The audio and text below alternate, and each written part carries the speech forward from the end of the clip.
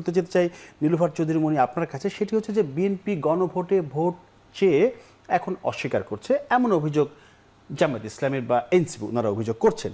কিন্তু আমরা তো দেখেছি নির্বাচনের আগে আপনারা গণভোটের পক্ষে ভোট চেয়েছিলেন, তাহলে এখন এমন অভিযোগ বা পাল্টা অভিযোগ এটা কেন হচ্ছে? আর আজকে তো স্বরাষ্ট্রমন্ত্রী আপনার সংসদ শেষে সন্ধ্যার পরে বলেছেন যে এটি আসলে অধ্যাদেশ নয়, আদেশ হয়, এটি সংসদে উঠবে না। মানে এ বিষয়ে আপনি কোনো মন্তব্য করবেন কিনা?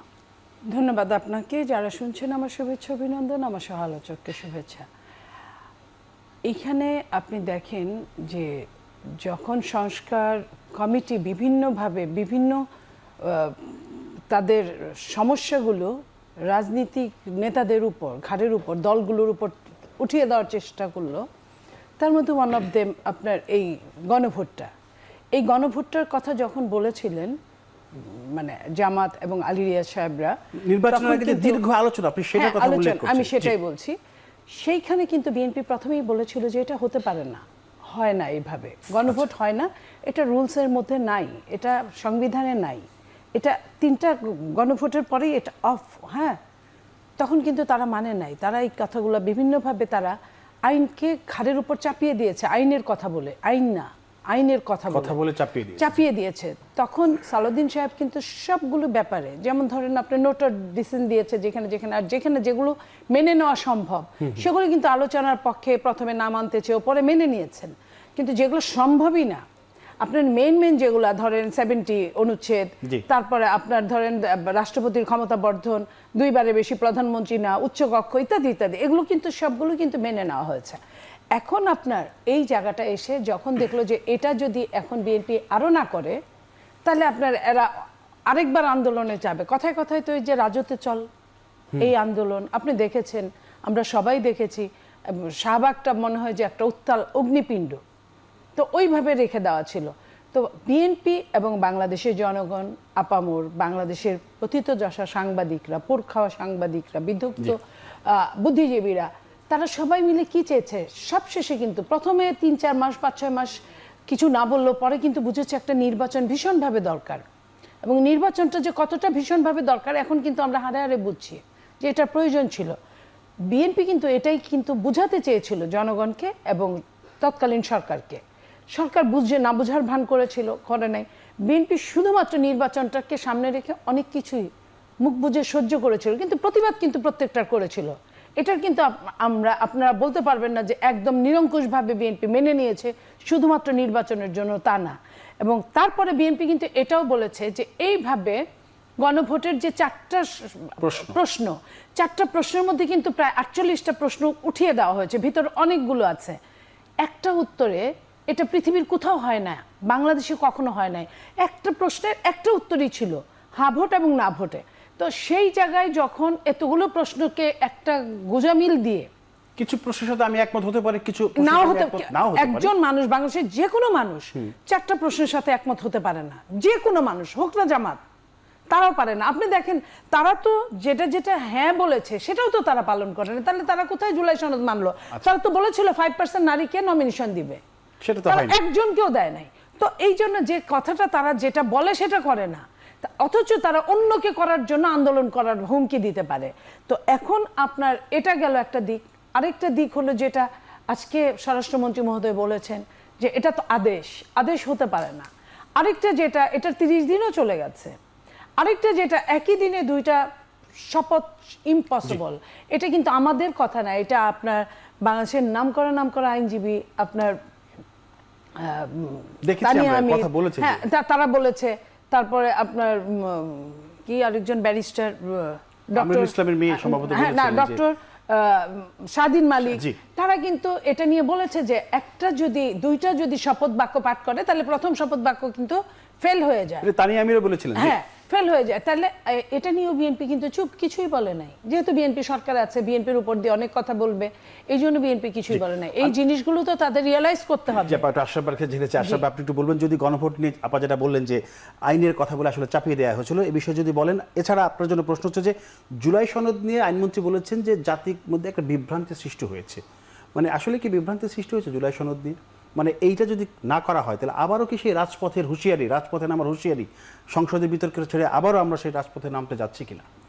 দেখুন, আমরা প্রায় 18 মাসের একটি অন্তর্বর্তী শাসন দেখেছি এবং প্রায় 8 মাস ব্যাপী সব রাজনৈতিক দল, মূলত পুরুষরা, আমি একজন নারীকেও দেখিনি, তারা আলোচনা করেছেন এবং তারা সিদ্ধান্ত নিয়েছেন যে জুলাই সনদের এই সংস্কার প্রস্তাবনাটি তারা বাস্তবায়ন করবেন। নির্বাচন হলে নির্বাচন পরবর্তী সরকারের বা বিরোধী দলের রোলের মাধ্যমে।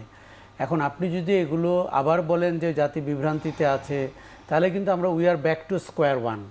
তার মানে আবার আমরা ওই 8 মাস আগের আলোচনার আগে 18 মাসের ওই জায়গায় ফেরত যাচ্ছি। দেখুন, মানুষেরও একটা ধৈর্যচ্যুতির বিষয় আছে। এই যে হাসিনা পালিয়ে গেছে এবং তারপরে অন্তর্বর্তী সরকার তেমন কোনো ভালো সংস্কার বা ভালো বিচারের জায়গায় যায়নি। এখন আমরা যদি মৌলিক প্রশ্নগুলো আবার করি, তাহলে কিন্তু হতাশা আরও বাড়বে এবং মনে হবে যে যারা সরকারে আছেন তারা হয়তো তাদের সুবিধার জায়গাটি দেখে এই মৌলিক প্রশ্ন। দেখুন, জুলাই সনদে কি আছে? জুলাই সনদে আছে সরকারটি কি করে জবাবদিহিতার আওতায় আসতে পারে।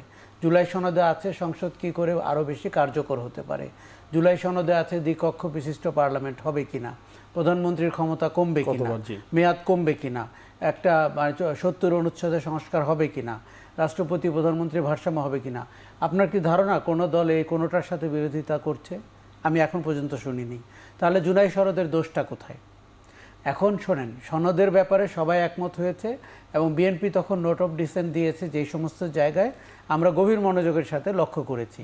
এখন তার বাস্তবায়ন কি করে হবে? ধরেন আপনি একটি সনদে স্বাক্ষর করলেন এবং বিএনপি কিন্তু প্রথম স্বাক্ষর করেছে, তারপরে জামাত ইসলামী করেছে, নির্বাচনের আগে আগে এনসিপি করেছে আগের দিন। জি, আচ্ছা, তখন আলোচনাটি হলো যে বাস্তবায়নের একটি পথ হতে পারে গণভোট।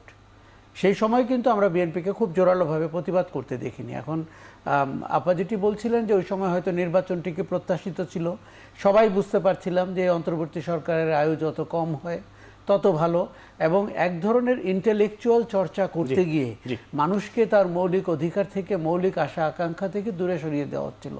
এখন বিএনপিকে দেখুন, যেহেতু সরকার বিএনপি, তাকে সংস্কার বাস্তবায়নের একটি রূপরেখা আপনাকে দিতেই হবে। সেটি সাংবিধানিক পরিষদের শপথ হোক বা অন্য কোনোভাবেই হোক, কিন্তু জনগণ তার প্রাপ্তিটি বুঝে পাচ্ছে কিনা এই প্রশ্নটি করতে হবে। জি, বিরোধীর পরে সে আলোচনা করতে চাই। দর্শক, দ্বীপ সংকট নিয়ে আমি আবার যেতে চাই নীলুফার চৌধুরী মনি আপনার কাছে। আপনি একটু বলবেন, আমি শুরুতে বললাম যে সংসদে স্বরাষ্ট্রমন্ত্রী সালাউদ্দিন আহমদ নানা বিষয়ে কথা বলেন, আর এই কথা বলাকে বিরোধী দল খুব একটা ভালো চোখে দেখছে না। এনসিপির সাইফ মুস্তাফিজ একটা স্ট্যাটাস দিয়েছেন, তিনি বলেছেন যে, স্বরাষ্ট্রমন্ত্রীকে উদ্দেশ্য করে বলেছেন যে স্পিকার, আইনমন্ত্রী, চিফ হুইপের দায়িত্ব পালন করে নোংরা পলিটিক্স না করে নিজের এবং নিজের মন্ত্রণালয়ের দিকে তিনি দায়িত্ব পালনের কথা বলেছেন, আর সেটা না হলে শেখ হাসিনার মতো করুণ পরিণতি ভোগ করতে হবে। এই যে অতিরিক্ত বাড়াবাড়ি কোনো কিছুই ভালো না, বুঝছেন। ওই শেরেবাংলায় কে ফজলুল হক বলেছিলেন যে আমি যেই দিন কংগ্রেস যেদিন আমার সুনাম করতো, আমি মনে করতাম যে আমি নিশ্চয়ই আমার দলের কোনো বিপক্ষে কোনো কাজ করেছি, আর যেদিন বদনাম করতো আমি মনে করতাম আমি ঠিক আছি। ঠিক এরা যখন এই ধরনের বাজে কথা লিখে বা বলে, এটা তো জাস্ট ভাইরাল হওয়ার জন্য বলে, তখন আমরা মনে করি আমরা ঠিক আছি। আপনি বলেন আমাদের দলের কাকে দিয়ে মুখপাত্র করবে, কাকে দিয়ে কোনটা বলবে, আপনারা সবাই জানেন সালাউদ্দিন সাহেব একদম সংবিধান বিশেষজ্ঞ বলা চলে তাকে। উনি এই 1.5 বছর আপনার সংস্কারের সাথে কাজ করে, সংস্কারকে কিভাবে কোন লাইনে কোন কথা বললে একদম একটা পয়েন্টে, টু দ্য পয়েন্টে কাজ করা যায় সে জানে। তো উনি যখন টু দ্য পয়েন্ট কথা বলার জন্য, সংসদ তো ফাজলামো করার জায়গা না যে আপনি আমাকে 6 মিনিট দিবেন না 8 মিনিট দিবেন, এইটা এসব করার জায়গা না। সংসদের প্রতিটা সেকেন্ডের দাম আছে। এই সেকেন্ডের দামটা যাতে সালাউদ্দিন সাহেবের মুখ থেকে বের হয়ে একদম টু দ্য পয়েন্টে কাজ করে, এই জিনিসটা উনি চান, উনি করেন, এবং বিএনপি এটা চান। বিএনপির চেয়ারম্যান এটা নিয়ে কোনো তার মন্তব্য নাই, উনি এটা নিশ্চয়ই উনি চান বা আমরা চাই। তো এই যে আমরা চাই, আপনি দেখেন উনি যদি ওনার দায়িত্ব অবহেলা করতেন, আপনি দেখেন একটা দল যে কিনা প্রথম রোজার দিন দায়িত্ব নিল, ঈদের এত বড় কোটি মানুষের, ঢাকা শহর থেকে প্রায় 3-4 কোটি লোক দেশে যায়, এই আসলো গেল তাদের বাড়িঘর পাহারা দেওয়া। অন্য অন্য সময় আপনি দেখেন চোর ডাকাত, ইন্টারিম গভর্নমেন্টের সময় দেখেন ঈদের সময় কি হয়েছে না হয়েছে, সে সামলাইতে পারছে বলেই তো পারছে। তো সেইখানে সে তার স্বরাষ্ট্র মন্ত্রণালয় সামলায় সংসদে কি বক্তব্য রাখবেন, এটা নিয়ে তাদের মাথা ব্যথার কারণটা কি? কারণটা ওই জায়গায় না ভাই, কারণটা হচ্ছে তারা পাশ করেছে। ওই একটা সময় আছে না, বলেন না টেবিল চেয়ার সহ সব পাশ করে যায়, যে ওনারা টেবিল চেয়ার সহ পাশ করেছে, কিন্তু টেবিল চেয়ারে তো ওই মেধা নাই। মেধা হলো বইয়ের ভেতরে থাকে, যে পরে তার মেধা থাকে। তাদের মধ্যে তো ওই যে মাদ্রাসায় পড়েছে তারা তো আইন পড়ে নাই, কারণ এই আইনটাই তো তারা ধারণ করে না। তো তারা আইন ধারণ করে না বলেই তারা এইটার উত্তর দিতে পারে না। যখনই তারা উত্তর দিতে পারে না, তখনই দোষটা হলো যত দোষ নন্দ ঘোষ, এই নন্দ ঘোষের দোষটা চাপায় দেওয়ার তারা চেষ্টা করে। বাট এটা তো হতে পারে না। আপা কিছু কিছু মব কিন্তু এখনো হচ্ছে, হ্যাঁ কিছু কিছু হচ্ছে, জায়গায় হচ্ছে মব, কিন্তু একদিনে বন্ধ আমি করতে বলবো পারেননি সরাসরি। আমি বলি একদিনে আমি বলবো না যে একদিনে একদম একটা শয়তান থেকে ফেরেশতা হয়ে যাবে রাষ্ট্র। উনি বলেছেন আইন সবার জন্য সমান, এটা উনি চেষ্টা করছেন আইনের অনুশাসনের মধ্যে আনতে। যখনই আপনি ফুলফিল আইনের অনুশাসনের মধ্যে যাবে, তখন আপনি আর রাস্তার ওই যে লোকটা মব করে সবগুলাই কিন্তু মনে করবো যে আমাদের এক জায়গায় যেতে হবে, থানায় যেতে হবে, জেলে যেতে হবে। আশরাফ কাছে